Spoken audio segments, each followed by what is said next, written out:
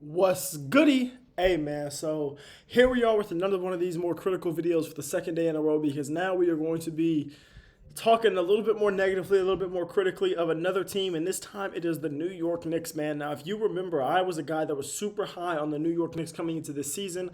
I believe that they could have one of the best offenses, not just in the league right now, but of all time this year. I thought Mike Brown would fully unlock the offensive potential that maybe was lagging behind a little bit behind Tom Thibodeau. Last year, I thought I figured the defense would be a little worse, but I thought that he could unlock this offense to a whole other potential. I thought that he would have Cat out there getting up the amount of threes you want him to get up, especially come postseason time, which we have yet to see how that'll work out in the postseason. But so far has not been necessarily true. I thought this offense would be elite. I thought this team would be easily the one seed out east. I thought this team would not only look like easily the number one contender out east over a team like the Cavs, but I thought they would easily look like I thought they would very well look like a team that could have a chance against a team like a Denver or even a chance against a team like an OKC or a Houston or San Antonio at this point or whoever. I thought they might have a chance, right? As things look right now, I was completely wrong. The New York Knicks haven't been terrible by any means. I don't want a Knicks fan to come across this video and be talking about, oh, you need to find another job because I'm talking critically about the Knicks, or I'm trying to pretend like they're like the 8 seed out east or anything like that. I'm not trying to pretend like that's the case. But I would argue that this season for the New York Knicks has been massively disappointing, considering the fact that while Jalen Brunson has missed some games, you haven't had injuries like the Indiana Pacers or the Boston Celtics, and you haven't had injuries like the Orlando Magic where they missed Franz and Paolo each for a significant period of time. You haven't had injuries like the Cavs where they've missed Darius Garland for pretty much the whole season, or the Miami Heat where they've missed Tyler Hero for spurts and they've missed all these guys for spurts, or the Atlanta Hawks who haven't had Trae Young and have had a whole bunch of stuff going on, or the Bucks who haven't had Giannis and have just been dealing with a whole bunch of stuff. I look at you and I'm looking at these teams around you and I'm like, or even the Sixers with Joel Embiid, who's always the injury risk. I look at you and I'm saying, damn, while you've had some injury issues, don't have the same injury concerns as any of these teams. And the Celtics shouldn't be as good as the Celtics are a team that we thought you would be much better than because of no Tatum. The Pacers aren't there because of no Halliburton. The Bucks don't look good because there's not a good team built around Giannis. So this was a team this was a year we're going into this year, and I think everybody was looking at the Knicks to be at the very worst, the 2 seed coming out of the East, and I think that was a very realistic expectation considering the fact that I believe they were the 2 seed last year in the East. So I thought that would be super easy. I thought that would be a 100% no-brainer. That would be the 2 seed out East. That would be the easiest thing of all time. I go look last year. Last year they were the 3 seed out East, but they won 51 games. I'm thinking this would easily be a team that'll win 55 plus games. Right now, they sit at 25-18, tied with the Toronto Raptors for the 3 seed. And I get Jalen Brunson's missed a little bit of time, but he really hasn't missed that many games. He's played 38 games. Cat has played 40. OG has played 33, and Mikal Bridges being the Iron Man he is. He's played 43. The depth of this team got better in the offseason. Guys like Jordan Clarkson and guys like Miles McBride, who's still there, or Mitchell Robinson, who's still there, and then you get Gershon Yabusele, who's been terrible, who we're going to talk about a little bit. We can just talk about him now. He's been terrible to the point where he's not even playing. I thought that would be like a good offseason signing for them, just to help them have a little bit of depth, just to help them have a little bit of big man depth and everything like that. And that just hasn't been the case. He's been absolutely awful. But aside from that, their bench production hasn't been too bad. So you look at this team, and I'm like, where does the blame has to fall? And I think I want to start this immediately off by saying I think a lot of this blame does fall on Mike Brown, where we have reports coming out about guys maybe like Karl-Anthony Towns and just like in the locker room where guys aren't really buying into what he's saying, or they're not really they're confused about what their roles are within his system and everything like that. Reports like that coming out halfway into your first season coaching this team is a really, really, really scary thing, especially because this was already a good team. And while we saw a little bit of cracks defensively in the playoffs, and I was a guy who did kind of mention the idea of trying to trade Cat for like a Giannis mold of player in the offseason if it was possible, or even during this season if it came up, while I said I would have loved that for them multiple times, I also recognize that this wasn't a bad team. This was a team that, even as constructed, I thought with just another good coaching job, just maybe a new voice in the locker room. Not saying that Tom Thibodeau was a bad coach, but just saying maybe they needed something new. Maybe they needed a fresh voice. Maybe they needed more of an offensive-centric coach because this is an offensively built roster. None of that has been the case.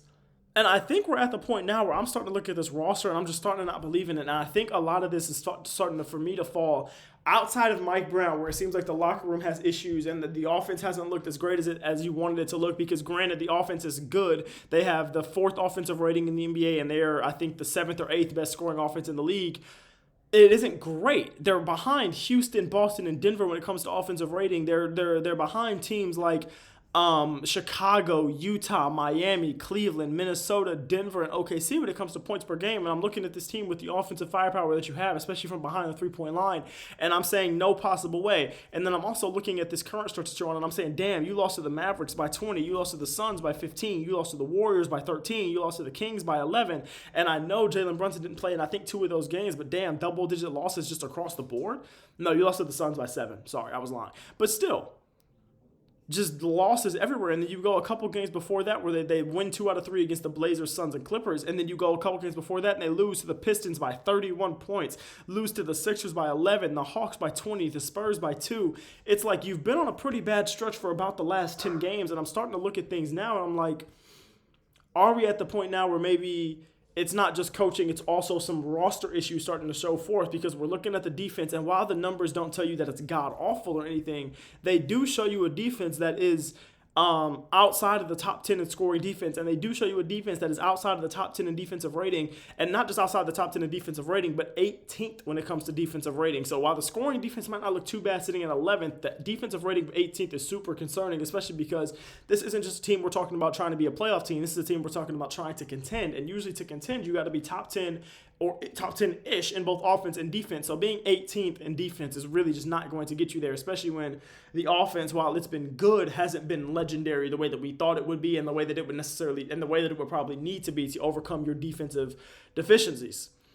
And I'm looking at the roster, man, and I'm looking at Mikal Bridges, and I'm saying, all right, man, your numbers don't look too bad, but every single time I look at you, I just think of that 5 first-round pick things, and I think you're at best the 4th best player on this roster, and there are nights where Josh Hart is just simply providing more to this team than you. I look at the defensive numbers and I say, yeah, you're averaging 1.6 steals, you're averaging almost a block per game, but the defensive impact outside of the numbers, in my opinion, has not been there. And I think anybody that's watching Knicks games would also tell you that defensive impact has not been there. Nobody's going into games really worried about Mikal Bridges on that defensive side or looking at him as a defensive stopper, at least from my outlook. Obviously, I'm not in the NBA, but I think guys are more looking at OG Anunoby in that aspect, and maybe even to a certain extent Josh Hart in that aspect defensively, of guys they might have to worry about, or guys they might be a little more concerned about, concerned about if they were to match up against them, rather than Mikal Bridges, and where you're not going to be anything special offensively. You got to be able to go back to that DPOY 2 finish type of defense that you were doing. And then I look at OG Anunoby and I say, okay, OG, I mean, we know the scoring numbers aren't going to be there, but I can't really hate on him for that because the defense is going to be there. The 3-point shooting numbers, he's making less than 2 a game, but I mean, 33% from OG Anunoby isn't what you want, don't get me wrong. Actually, dang, that's really bad. I thought he was always maybe around like 33, 35. He was around 37, 39, 37, 38, 36, 39. No, this is his worst 3-point shooting year since his second year in the league, where he was averaging 7 points a game.